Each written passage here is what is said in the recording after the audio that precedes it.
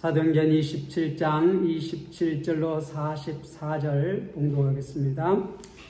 열 나흘째 되는 날 밤에 우리가 아드리아 바다에서 이리저리 쫓겨가다가 자정쯤 되어 사공들이 어느 육지에 가까워지는 줄을 짐작하고 물을 재어보니 20글이 되고 조금 가다가 다시 재니 15길이라 암초에 걸릴까 하여 고물로 단 넷을 내리고 날이 새기를 고대하니라. 사공들이 도망하고자 하여 이 물에서 닷을 내리는 채 하고 거룻배를 바다에 내려놓고는 바울이 백부장과 군인들에게 이르되 이 사람들이 배에 있지 아니하면 너희가 구원을 얻지 못하리라 하니 이에 군인들이 거룻줄을 끌어 떼어버리니라. 날이 새어가매 바울이 여러 사람에게 음식 먹기를 권하여 이르되 너희가 기다리고 기다리며 먹지 못하고 줄인 지가 오늘까지 10나흘인즉 음식 먹기를 권하노니 이것이 너희의 구원을 위한 것이요 너희 중 머리카락 하나도 잃을 자가 없으리라 하고 떡을 가져다가 모든 사람 앞에 하나님께 축사하고 떼어 먹기를 시작하매 그들도 다 안심하고 받아 먹으니 배에 있는 우리의 수는 전부 276명이더라.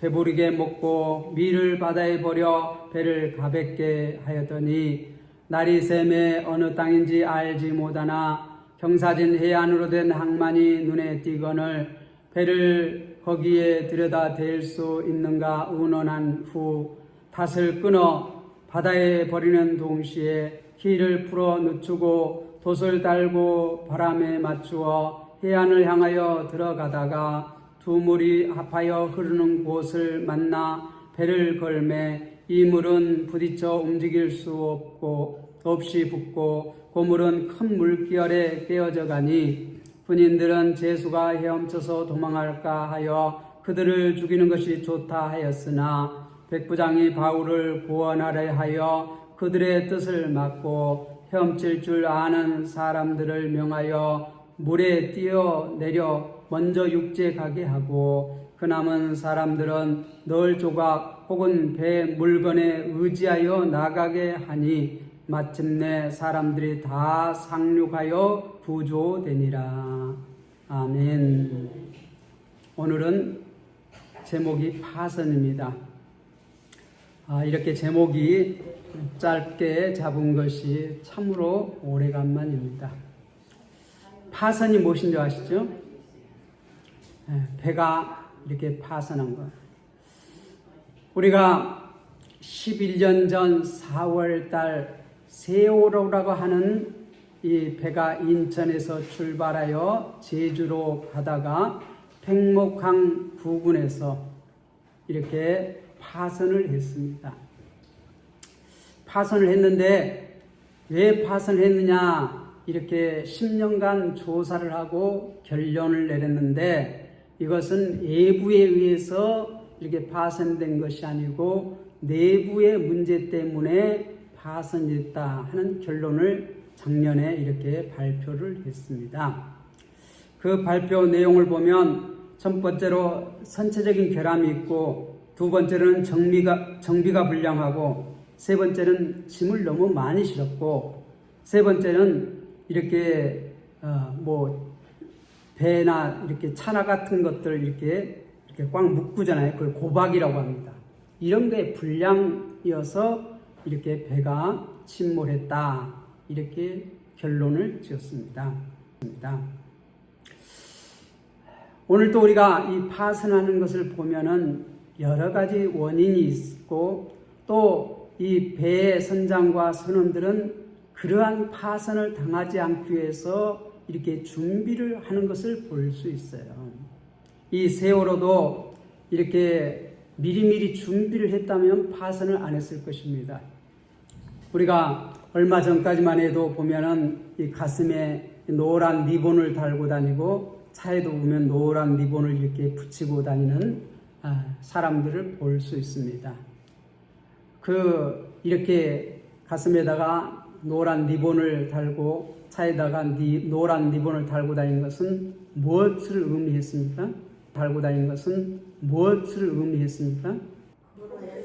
네, 배에서 죽은 사람들이 299명인데 그 사람들을 추모하는 의미도 있고 또 빨리 왜 이렇게 파선을 했는지 그것을 이렇게 파악을 해서 정확하게 조치를 해라.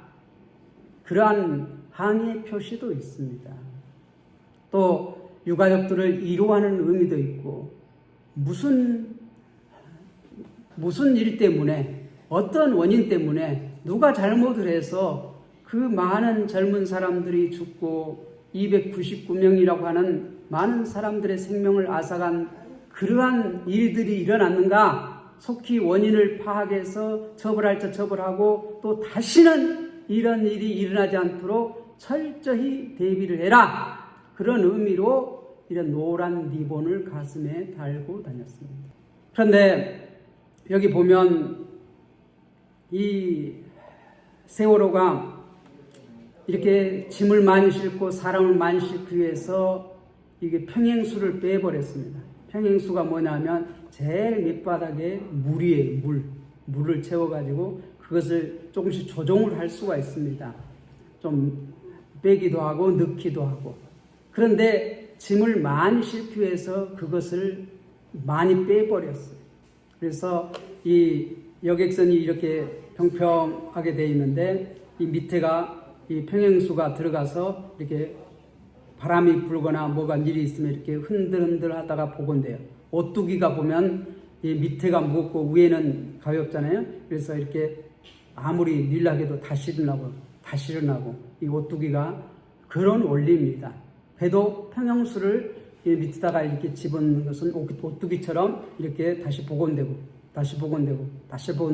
이렇게 하라고 그 평형수를 집어넣고 옛날 선체를 보면 이렇게 깊이 물속으로 들어갔어요. 그래서 물 위에 나오는 것보다 오히려 물속으로 더 많이 들어갔습니다. 저도 이렇게 77년도에 여객선을 탔습니다. 여객선을 탔는데 27톤꽃 목선을 탔는데 그 목선은 이렇게 굉장히 깊이 들어가요. 그래서 위에 나오는 것보다 밑에가 오히려 더 많이 들어가는 것처럼 보입니다. 왜 그러냐면 그 복원력 때문에 그래요. 복원력 때문에. 요즘 이제 여객선들이 이렇게 평평하지만 어선들은 어떻게 합니까? 이렇게 생겼어요. 그래서 훨씬 더 복원력이 어선들이 좋습니다. 그런데 오늘 배에 대해서 얘기하려고 하는 것이 아니라 이 오늘 배가 파손돼서 276명의 생명이 다 이렇게 죽을 수도 있는데 분명히 사도 바울이 그렇게 1절 2절에서 이렇게 말했잖아요. 많은 손해가 있을 것이다. 생명도 이렇게 보장할 수가 없다. 그렇게 말을 했어요. 그런데 이 제수의 말을 별로 받아들이지 않고 이 선장과 또 어떻게 선원들과 그 선주들의 말을 믿고 이 백부장이 출항 이렇게 했습니다. 출항을 허가했어요. 당시에 이렇게 이 군인들은 그 군인 배를 이렇게 이용해서 이렇게 제수를 싣고 날라야 되는데 이 배가 부족해서 일반 화물선을 이렇게 계약을 해가지고 이렇게 제수들을 싣고 가는데 지금 율리오라고 하는 백부장이 100명의 군사들과 함께 제수들을 여러 명을 싣고 함께 이 제수를 이렇게 하기 위해서 이 배와 용선 계약을 맺고 그런데 그 책임자는 누구예요? 백부장입니다. 계약을 했기 때문에. 그런데 그 배에는 이 군인과 백부장만 있고 제수만 있는 것이 아니라 화물선이기 때문에 화물을 많이 실은 그런 화주들 그리고 배 선원들 많은 사람들이 관계되어 있어요. 그래서 이 선주들은 어떻게 돼요? 많이 뛰면 뛸수록 이렇게 돈을 많이 벌고 선주들은 어떻게 돼요? 빨리 가서 이렇게 물건을 팔고 돈을 현금화하고 또 다른 물건을 사가지고 또 이렇게 장사를 여러 번 장사를 하면 할수록 돈을 많이 벌어요. 그러니까 지금 금식절이 지나고 이렇게 이제 겨울이 가까우면 이 긴 항해는 위험합니다. 이 바다가 어떻게 변할지를 모르기 때문에 위험한데, 그래서 사도 바울이 금식일이 지났다는 것은 9월에서 11월 이 사이에 거의 10월쯤 돼요. 이렇게 되기 때문에 이제 지금 위험하다. 왜냐하면 사도 바울은 20여일가 넘게 이렇게 선교를 배로 다니면서 했어요. 그리고 파선의 위험을 3번씩이나 이렇게 경험을 했어요. 파선. 고린도후서에 보면. 그렇기 때문에 이 전문가들 못지않은 그러한 경험을 갖고 있어요. 그래서 겨울에 항해한다는 것은 굉장히 위험한 일이다. 이렇게 말했던 것이에요. 그런데 그 말을 듣지 않고 이렇게 출항을 했는데, 출항을 하자마자 순풍에 돛단 듯이 바람이 싹 뒤에서 불어줘가지고 순적하게 가는 것처럼 보였는데, 얼마 안 가서 유로굴라라고 하는 이러한 태풍이 몰아쳐가지고 이것이 14일 동안이나 있다는 것이에요. 우리나라는 보통 태풍이 하면 아무리 길어야 2, 3일이면 지나가 버리잖아요. 그런데 14일 동안 해도 안 보이고 별도 안 보일 정도로 이렇게 극심한 이렇게 유로굴라 태풍이 불어서 정말 살 소망이 하나도 없을 정도로, 한 사람도 없을 정도로 그렇게 다 자포자기했어요. 자포자기. 오늘 27절 말씀에 보면, 열 나흘째 되는 날 밤에 우리가 아드리아 바다에 이리저리 쫓겨가다가 자정쯤 되어 사공들이 어느 육지에 가까워지는 줄을 짐작하고 물을 재어보니 20길쯤 되고 조금 가다가 재어보니 15길이라. 이제 14일 동안 밤낮 할 것 없이 태풍에 시달려서 다 자포자기했어요. 그런데 선원들이 갑자기 육지가 가까워지는 것 같다 하고 이렇게 줄을 내어서 이렇게 재어봅니다. 우리가 이 길을 알 때에는 이렇게 그냥 가면 되잖아요. 길을 모를 때는 어떻게 돼요?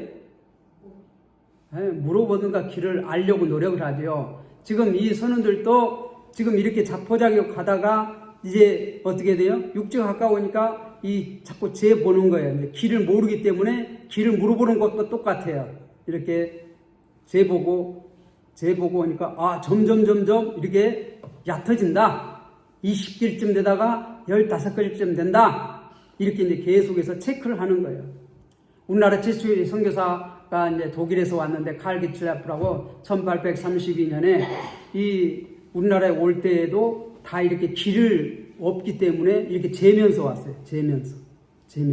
그래서 길을 만들면서 왔어요. 그래서 그거를 나중에 1840년도에 해도를 이렇게 영국에서 발행하는데, 그렇게 재서 다 일일이 기록했던 것을 해도로 기록해가지고 1840년도에 발표를 했어요. 자, 그런데 지금 이렇게 물길을 재어봅니다. 그래서 암초에 걸릴까 하여 고물로 넷을 내리고 날이 새기를 고대하니, 고물이라는 것은 배 뒤에 닷을 4개를 내렸다는 거예요.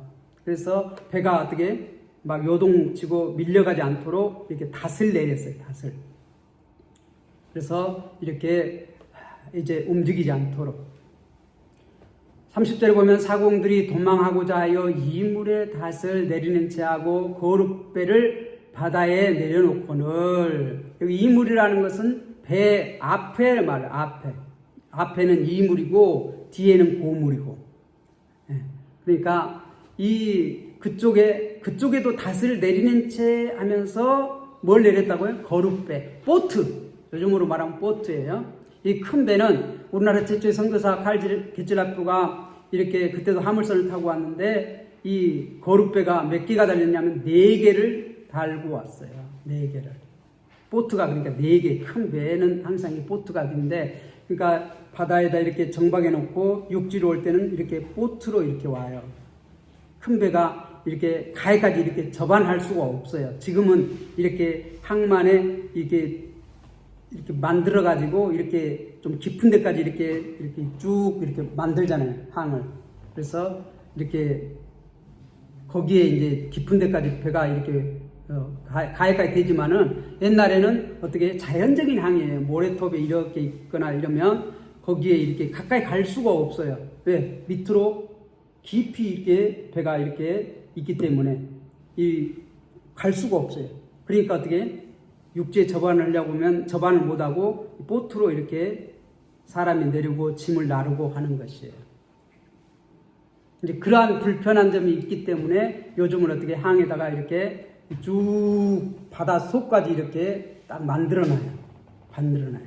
그래서 직접 사람도 거기 내리고 부두에 내리고 또 짐도 어떻게 차로 이렇게 부두에 내리게 될 수 있도록 이렇게 저기서부터 이렇게 쭉 부두를 이렇게 바닷속까지 이렇게 깊은 데까지 이렇게 만들어서 배가 거기에 접안할 수 있도록 그렇게 만듭니다. 그런데 옛날에는 그런 시설이 없어요. 거의 자연 항구예요. 그래서 미양에서도 이렇게 여기서 겨울 나기가 힘들다 하는 것이 뭐예요? 이렇게 항구가 자연적인 상태이기 때문에 겨울에 위험을 해요. 우리 동네도 이렇게 자연적인 환경이 이 북쪽이 툭 튀어서 이렇게 감나무 같은 게 죽잖아요. 북풍이 몰아치면. 근데 동양 같은 데는 북쪽이 딱 이렇게 산이 가로막고 있으니까 어떻게 겨울에도 따뜻하고 감나무가 살잖아요. 그런 자연 조건을 이용해서 이 베닉스 항으로 가면 거기는 자연적인 항이 이렇게 딱 돼서 겨울에 이 북풍을 막아주기 때문에 배가 안전히 들어갈 수 있으니까 우리가 조금만 더 가서 베닉스 항에서 우리가 이 겨울을 나자. 그리고 조금 무리해서 갔던 거예요. 다 찬성을 해서.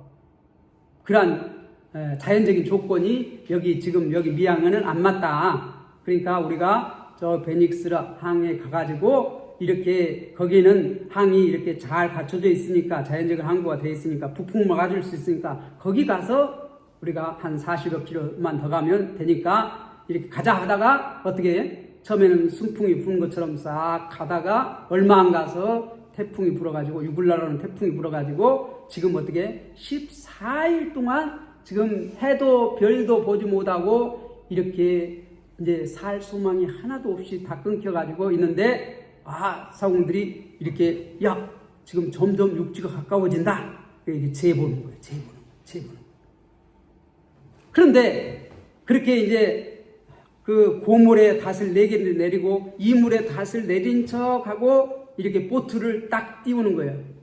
거룩배를 바다에 내려놓고는 31절에 바울이 백부장과 군인들에게 이르되 이 사람들의 배에 있지 아니하면 너희가 구원을 얻지 못하리라 하니 이에 군인들이 거룩줄을 끊어 떼어버리니라. 이 선원들이 자기들만 살려고 도망가려고 몰래 이렇게 보트를 딱 띄웠는데 그것을 누가 알았어요? 바울이 알았어요. 바울이 알아가지고 이 선원들이 있어야지만이 다 구원을 받는데 가면 죽는다. 구원 얻지 못한다. 그러니까 이 백부장 군인이 그렇게 말하니까 이 군인들이 어떻게 그 보트 줄을 끊어버려서 버린 거예요. 이게 생명과도 같은 거거든요. 이게 없으면 육지로 못 나가는데 그걸 끊어버렸다는 거예요. 근데 그렇게 끊어버리는 것은 누구 말을 신뢰한 거예요? 바울의 말을 신뢰한 거죠. 처음에 출항할 때는 바울을 말을 신뢰하지 않았어요. 에이, 말도 안 되는 소리하고 있어. 말 같지 않은 말을 해라. 우리가 너보다 전문가인데 어떻게 재수가 돼가지고 건방지게 뭐 위험하다고? 그러면서 했는데 이렇게 가면서 어떻게 바울은 말대로 지금 어떻게 지금 됐잖아요. 다 됐잖아요.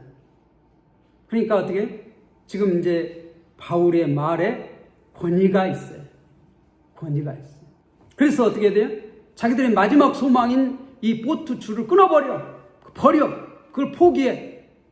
이 포기한다는 것은 믿음이 없으면 포기할 수 없어요. 마지막 생명줄과 같은 그것을 바울의 말이 신뢰하기 때문에 그걸 끊어버리는 거예요. 그리고 33절에 보니까 날이 새어가며 바울이 여러 사람에게 음식 먹기를 권하여 이르되 너희가 기다리며 먹지 못하고 줄인 지가 오늘까지 10나흘인저. 사람이 14일 동안 아무것도 못 먹고 토하고 그냥 멀미로 시달리고 해봐요. 초죽음 거의. 그죠? 그런데 이제 음식 먹기를 권하니 이것이 너희의 구원을 위한 것이요 너희 중 머리카락 하나도 잃을 자가 없으리라. 그런데 잘 안 먹어요. 먹으라고 이게 음식을 먹으라고 권하는데, 근데 사람들이 어떻게 갑자기 굶다가 다 토하고 갑자기 먹으면 어떻게 돼요? 그것 때문에 죽을 수 있어요. 그죠? 그러니까 다 이렇게 먹지 못하는 겁니다. 먹고 싶어도 마음대로 못 먹어요. 35절에 떡을 가져다가 모든 사람 앞에서 하나님께 축사하고 떼어 먹기를 시작하며, 그래서 바울이 먼저 이렇게 음식을 들어서 축사를 하고 하나님 앞에 감사 기도를 하고 그 다음에 떼어서 먹기를 시작해요. 먹어요. 시범을 보이는 거예요. 시범을 보이는데 바울이 죽어요, 안 죽어요? 멀쩡해. 그러니까 36절에 보면 그들도 다 안심하고 받아 먹으니, 죽을 줄 알았는데, 먹으면 죽을 줄 알았는데 갑자기 물을 며칠 동안 안 먹다 물 먹어봐요. 갑자기 어떻게? 물도 얹혀요. 음식도 며칠 동안 굶다가 음식을 갑자기 먹으면 안 돼요. 그런데 지금 바울이 이게 축사를 하고 먹는데 멀쩡해. 그러니까 사람들도 안심하고 받아 먹으니라. 그렇게 말하고 있는 거예요. 37절에 배에 있는 우리는 수는 전부 276명이더라. 바울이 이렇게 누가가 이렇게 사도행전을 기록했거든요. 근데 여기서 우리는 이 배에 있는 전체가 전부 276명이다. 이렇게 말하고 있어요. 그리고 38절에 배부르게 먹고 밀을 바다에 버려 배를 가볍게 하더니, 배부르게 먹고 밀을 바다에 버려 가볍게 했다. 이제 최종적인 식량까지도 다 버렸어요. 먼저 배에 실은 그 화물들을 다 버렸잖아요. 그 다음에 배 기구들 꼭 필요한 것에 배 기구들도 다 버렸잖아요. 그리고 어떻게 닷도 배 거룻배도 잘라버리고, 그 다음에 이제 배부르게 먹고 나서 이제 최종적인 식량도 다 버렸어요. 왜요? 이제 저반을 하려면 좀이라도 바닷가에까지 가려면 배가 가벼워야 돼. 배가 가벼워야 돼. 그래야지만 조금이라도 가까이 갈 수 있어. 그래서 다 버리는 거예요. 이 선원들이 이제 어떻게 하든 간에 어떻게 육지 가까이 가서 한 사람이라도 살리기 위해서 최선을 다한 거예요. 이거 버리는 거는, 이거 마지막 식량을 버렸다는 것은 어떻게, 그것보다 더 중요한 게 뭐예요? 생명이라는 거예요. 생명을 살리기 위해서. 옷도 다 잘라버리고 한 거는 마지막 생명을 살기 위해서 다 포기하는 거예요. 생명보다 그런 게 더 귀할 수는 없잖아요. 39절, 날이 샘에 어느 땅인지 알지 못하나 경사진 해안으로 된 항만이 눈에 띄거늘 배를 거기에 들여다 댈 수 있는가 의논한 후에 40절에 닷을 끊어 바다에 버리는 동시에, 이제 닷도 다 필요 없이 버립니다. 이제 쫙 끊어서 버립니다. 그리고 키를 풀어 늦추고 돛을 달고, 키를 풀어, 키가 뭐죠? 배 키가 있잖아요. 이게 이쪽으로 가고 저쪽으로 가고 이 조종하는 운전대 같은 거예요. 배에 보면 뒤에가 이게 키가 달렸어요. 그래서 이쪽으로 하면 이쪽으로 돌아가고, 이쪽으로 하면 이쪽으로 돌아가고, 이렇게 키가 방향.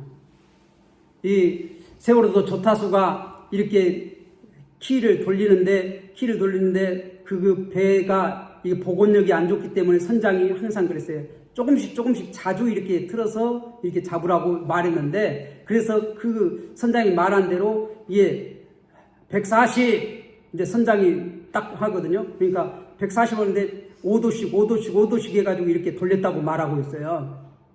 그런데 조금 가다가 145 하니까 145 조금씩 5도씩 해가지고 145를 딱 하는데, 갑자기 이제 그때는 이게 안 됐다는 거예요. 제어가 안 됐다는 거예요. 막 돌아간다는 거예요. 안 돌아가게 잡아도 돌아간다는 거예요. 복원력을 이미 잃어버리고, 이미 기기가 좋다가 그게 고장나 버렸어요. 제어가 안 됐다고 말해요. 증언에. 저도 이제 선장실에서 이렇게 기관실에 이렇게 연락을 해왔습니다. 우리는 이렇게 뭐냐면 찌르릉이에요. 저 위에서 선장실에 쫙 이렇게 하면 밑에 기관실에 찌르릉 하고 이게 소리가 나면서 이렇게 들립니다. 그러면 딱 보면은 이게 몇 도, 이렇게 딱 거기에 멈춰 있어요. 그러면 그 기관사는 어떻게 해? 키를 몇 도로 돌리는 거예요. 이제 좀 항해사가 이렇게 키를 이렇게 하기도 하고 뭐 그런데 이제 조타수가 그걸 조타수라고도 하고 막 그럽니다. 항해사라고도 하고 뭐 이제 그 배마다 항해사가 있고 뭐 갑판장이 있고 기관사가 있고 뭐 선장이 있고 여러 명이 있는데 저는 화장으로 근무했습니다. 화장이 뭐 하는 건지 아세요? 화장이 밥하는 사람을 화장이라고 합니다. 주방장. 자, 그런데 다 끊어버렸어요. 그리고 이제 돛을 달아요. 옛날에는 이 돛담배잖아요. 돛담배. 이 증기선이 개발된 지가 18세기 증기선이 개발됐어요. 근데 지금은 어떻게 해요? 1세기잖아요. 1세기. 1세기에는 이 동력이 있어요? 없어요? 이런 뭐 증기선이라든가 이런 기계로 가는 게 없어요. 다 바람하고 조류 이런 것을 이용해서 항해를 하는 것이에요. 그러니까 지금 뭘 올리라고? 돛을 달고 키를 늦추고 풀어주고. 근데 이 바람을 이용하고 키를 이용해서 어떻게 지금 육지에 가까이 가려고 지금 이제 하는 거예요. 준비하는 거예요. 그런데 그렇게 해안을 향해서 들어가다가 41절에 보면 두 물이 합하여 흐르는 곳을 만나 배를 걸매 배가 이렇게 걸려버렸어요. 두 물이 이렇게 합쳐서 흐르는 것. 이 바다에도 해일과 이렇게 길이 있거든요. 이렇게 두 물이 합쳐서 흐르는 곳. 굉장히 팽목항도 그러한 곳이기 때문에 이게 자동으로 이게 항해를 하는 것이 아니라 이게 수동으로 항해를 했다고 그래요. 거기는 물살이 굉장히 센 곳입니다. 그래서 항상 거기를 지날 때는 수동으로 했다고 그래요. 근데 여기도 보면 지금 두 물이 합하여 흐르는 곳을 만남에 배리가 걸려버렸어요.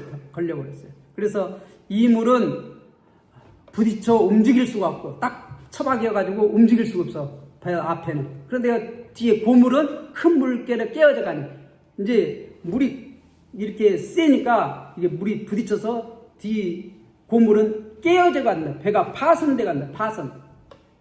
그게 잠겨가는 거예요. 42절에 보면 군인들은 제수가 헤엄쳐 도망할까 하여 그들을 죽이는 것이 좋다 했으나 군인들이 제수를 다 죽여버리자 그렇게 의논하는 거예요. 왜냐하면 이 사형수가 이게 도망가 버리잖아요.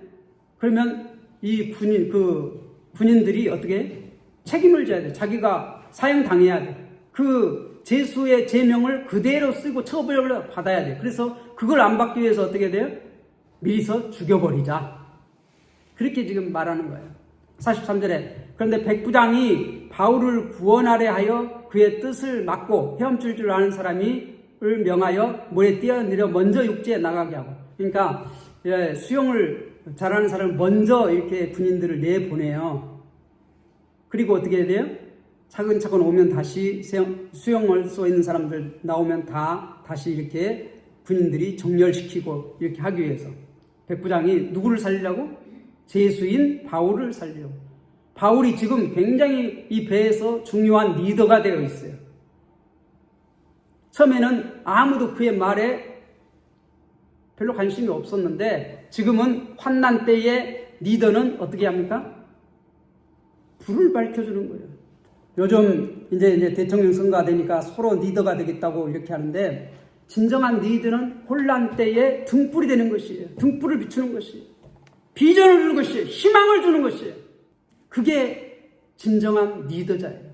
한 나라를 경영하고 가는 대통령도 마찬가지입니다. 비전을 보일 줄 알아야 돼요. 혼란한 때에는 이 혼란을 극복하고 비전을 보일 줄 알아요. 그러한 비전의 사람을 우리는 뽑아야 돼요. 44절 보세요. 그러니까 그 남은 사람들은 널 조각 혹은 배 물건을 의지하여 나가니 마침내 사람들이 다 상륙하여 구조되니라. 배가 이 바울이 예언한 대로 배가 파손했습니다. 다 잃었습니다. 사람들은 그 선주나 이 또 어떻게 물건의 주인인 화주나 또 그들은 빨리 이 겨울 닥치기 전에 이렇게 물건 실은 것을 갖다가 팔면 돈을 더 많이 받고, 화주들은 어떻게 빨리 돈을 융통할 수 있잖아요. 그리고 또 다른 장사를 할 수 있잖아요. 돈을 몇 배로 벌 수 있잖아요. 빨리 가면 갈수록. 배도 마찬가지예요. 배도 어떻게 빨리 가서 짐을 포고 또 다른 일을 하면 돈을 더 벌 수 있잖아요. 또 쉴 수도 있고. 그리고 어떻게 비용도 절감되고. 빨리 가면 갈수록. 그러니까 그 욕심에 따라서 바울의 말을 처음에는 듣지 않았어요. 그런데 지금은 어떻게 돼요? 바울이 굉장히 소중한 사람. 이 풍랑 가운데 다 죽을 소망이 없는 그런 사람들에게 소망의 빛을 붙여줬어요. 여러분은 인생의 어느 시기에 있습니까? 인생에도 이렇게 파선과 같은 그러한 일을 당할 때가 있습니다. 그럴 때 우리가 주의 뜻을 아는 사람은 빛을 보는 사람입니다. 사도 바울은 주님의 뜻을 알았어요. 너는 반드시 가이사 앞에 서야 한다. 그리고 24절에서는 뭐라고 그래요? 그 풍랑 가운데에서도 너 가이사 앞에 반드시 서야겠고, 여기 이 배에 있는 모든 사람을 한 사람도 어떻게 해를 당하지 않는다. 다 내게 붙였다. 그렇게 말해요. 그러니까 담대하게 말할 수 있는 것이. 그렇게 지금 삶에 소망이 없는 그 사람들에게 바울은 주의 천사가 하는 그 말을 믿었기 때문에, 하나님이 주신 말씀을 믿었기 때문에 어떻게 비전을 보여줄 수 있어요. 희망이 없는 그들에게 희망을 줄 수 있었어요. 여러분들도 혼란한 시대에 주님의 뜻을 알면 소망을 주는 사람이 될 수 있어요. 다 사람들은 이 세상 죽으면 끝이지 소망이 없습니다. 그런데 하나님의 말씀을 아는 사람은 어떻습니까? 죽으면 끝이 아니고 그 다음 세상이 있다는 것을 성경은 분명히 말해요. 영원한 세상이 있다는 사실을 우리는 압니다. 그러니까 아무리 파선을 해도 우리는 어떻게 소망이 있는 사람들이 낭망하지 않습니다. 절망하지 않습니다. 빛을 비출 수 있습니다. 비전을 제시할 수 있습니다. 뭐라고요? 주 예수를 믿으라. 그러면 너희가 살리라. 영원히 살리라. 소망이 없는 자들에게 소망을 줄 수가 있어요.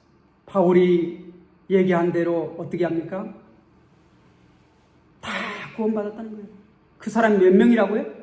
276명이라는 것이. 세월호의 총 인원이 400 몇 명이었습니다. 구조가 172명 됐고 실종이 5명 됐고, 그리고 어떻게 사망이 299명 됐습니다. 근데 죽은 사람이 더 많아요. 세월호. 그것도 젊은 학생들이 많이 죽었어요. 안산에 있는 단원고 학생이 수학여행을 가다가 그 부모들은 어떻게 평생 마음에 묻어요. 그런데 지금 이 소망이 없는 사람들에게 276명 그들의 생명을 하나도 잃지 않고 그 태풍 가운데 살렸어요. 그들이 바울의 말에 따라서 이제는 전적으로 복종합니다. 순종합니다.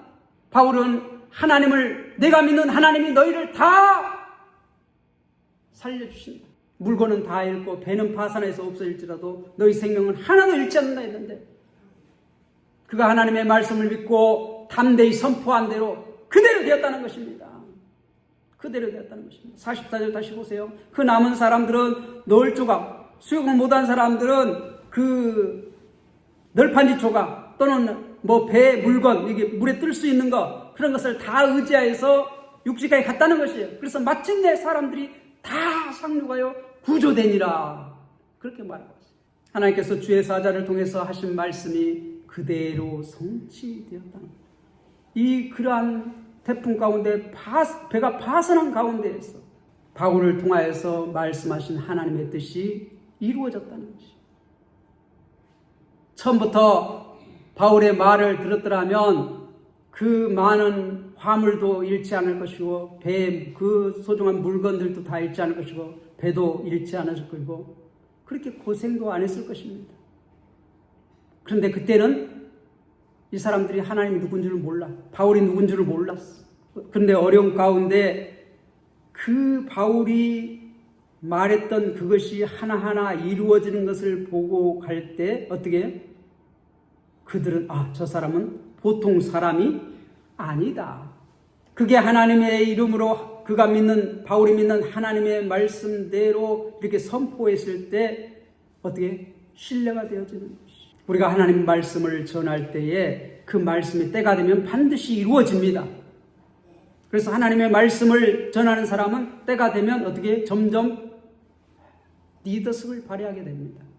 근데 세상 욕심에 따라간 사람들은 어떻게 돼요? 파선을 당합니다. 자기들의 욕심만. 우리가 주님의 말씀을 믿고 나아갈 때 희망이 있습니다. 소망이 있습니다. 영원한 생명이 있습니다. 믿습니까? 우리의 모든 성도님들은 하나님께서 우리에게 주신 말씀, 영원한 나라가 있다는 사실을 믿고 나가는 성도들입니다.